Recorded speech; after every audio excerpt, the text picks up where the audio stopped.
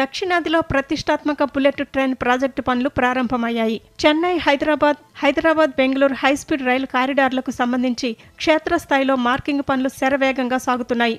ఇప్పటికే aerial survey పూర్తి కాగా ప్రస్తుతం సాధ్యాసాధ్యాల అధ్యయనంలో భాగంగా రూట్ను ఖరారు చేసేందుకు రంగారెడ్డి, నల్గొండ, వికారాబాద్ జిల్లాల్లో సర్వే బృందాలు రంగంలోకి దిగాయి. గత 10 రోజులుగా హైదరాబాద్, చెన్నై కారిడార్ కోసం శంషాబాద్, మహేశ్వరం, కందుకూరు, యాచారం మండలాల మీదుగా, అలాగే హైదరాబాద్, బెంగళూరు కారిడార్ కోసం నల్గొండ జిల్లా నాంపల్లి మండలం వైపు క్షేత్రస్థాయి పరిశీలన జరుగుతోంది. పొలాలు, ఖాళీ స్థలాల్లో ఎరుపు, తెలుపు రంగులతో ప్రత్యేక మార్కింగులు వేస్తున్నారు.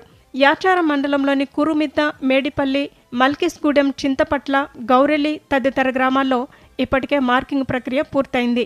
కారిడార్ అలైన్మెంట్, సర్వే పాయింట్లు, ప్రాజెక్టుకు అవసరమయ్యే భూసేకరణ అంచనాల కోసమే ఈ పనులు చేపట్టినట్లు అధికారులు చెబుతున్నారు. ఈ గ్రౌండ్ సర్వే పూర్తిగా ముగిసిన తర్వాతే తుది అలైన్మెంట్, బుల్లెట్ ట్రైన్ స్టేషన్ల వివరాలు, భూసేకరణపై పూర్తి స్థాయి స్పష్టత రానుంది. ఈ ప్రాజెక్టు అందుబాటులోకి వస్తే 3 మెట్రో నగరాల మధ్య ప్రయాణ సమయం భారీగా తగ్గనుంది.